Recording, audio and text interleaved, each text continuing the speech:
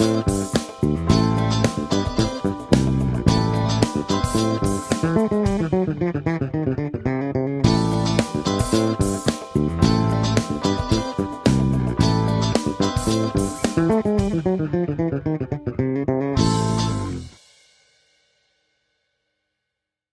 and welcome to the latest instalment in my Bass Lick of the Week series.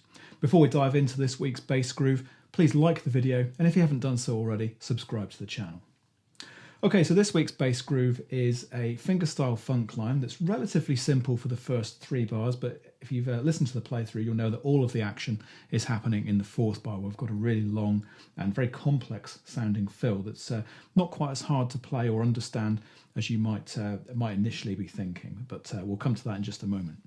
So we're playing in A minor, and in the 1st bar we're going to play a relatively simple fingerstyle funk groove. We're going to play this. Okay, let's hear that again. Okay, so we begin on beat 1 with an A. We're then going to play, this is happening at the end of the 2nd beat. So if we think, let's think about this kind of backwards.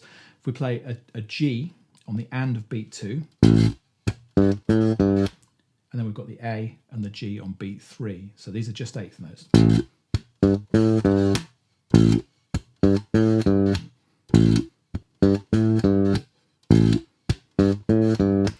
And you can play that first G staccato, so keep that a little bit shorter than the one that follows. Now we're going to add a couple of additional elements in here. First thing is we're going to play a very quick ghost note just before we play that phrase there on the D string.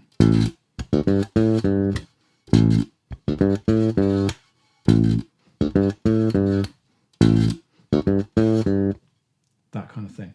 Finally, on the and of beat 4, we're going to play a hammer-on between the D and the E on the A string.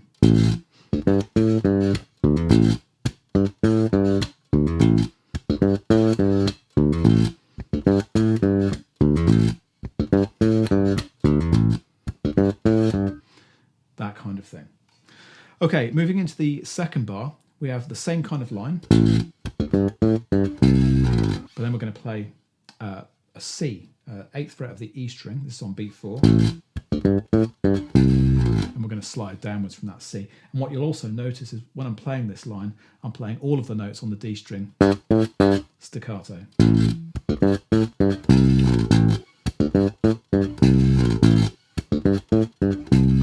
Feels really natural to do that at that point. Let's put the first 2 bars together.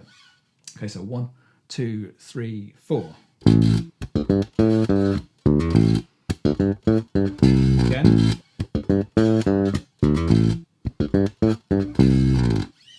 Okay, so a relatively straightforward fingerstyle funk groove, really reflecting the sound of an A minor 7 chord there. We've got the A root note, of course. We're using the C, the minor 3rd, that's coming at the end of the 2nd bar. We've got the G and the octave A, that's giving us a 7th and a root note again. And then we're hammering on from the D to the E, which is giving us the 5th. So all of the chord tones really nicely represented in this relatively simple bass line. Okay, so let's move into the 3rd and 4th bars, which is where the main action happens here. So in bar number 3, we're playing the same thing as we had back in bar 1. First 3 beats anyway, and then we're going to jump into our fill, which is going to sound like this.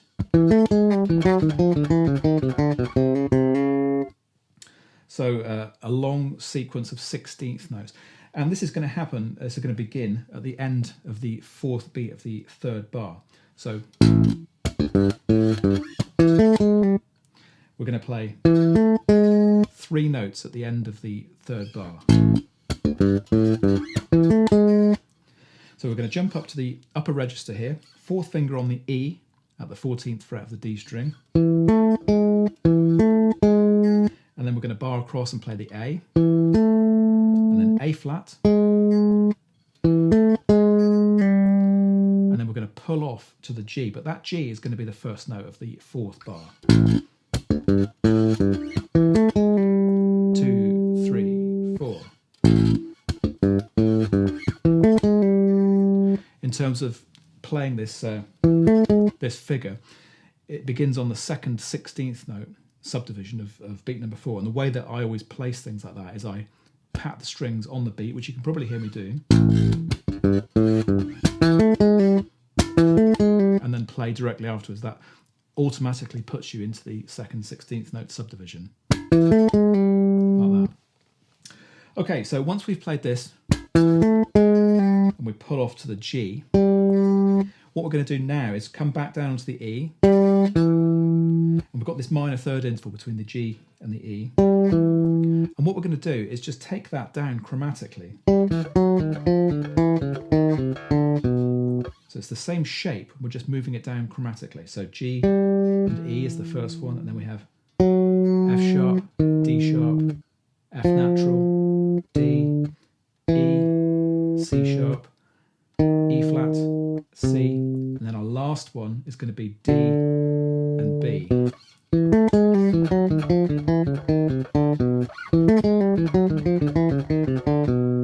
And that gets us most of the way through that final bar.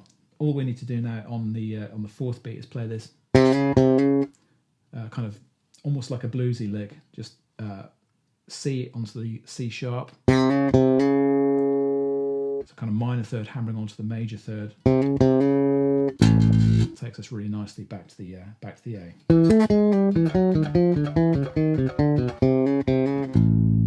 Okay, so slowly bars 3 and 4 are going to sound like this.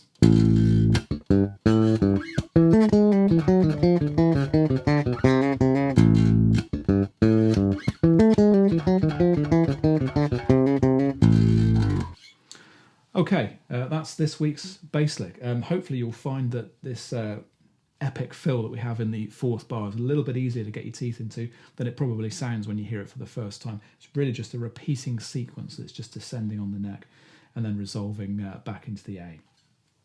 Now, in terms of the tone that I used on this bass lick, because this is a fingerstyle funk groove, I'm using more of the bridge pickup than I am the neck pickup. That tends to give you quite a lot more bite in your sound when you're playing fingerstyle funk lines. And when I recorded this, I was playing with my picking hand much closer to the bridge than it would be to the end of the neck. Again, that gives you a little bit more bite in the sound, something that you're going to want when you're playing fingerstyle funk lines like this. Thanks for checking out the latest instalment in my Bass Lick of the Week series. If you'd like to download the PDF worksheet and audio files for this exercise, just click on the link in the description below. And if you enjoyed this lesson, please head over to basslinepublishing.com to check out my full range of video courses. Okay, I'll see you next week for another bass groove.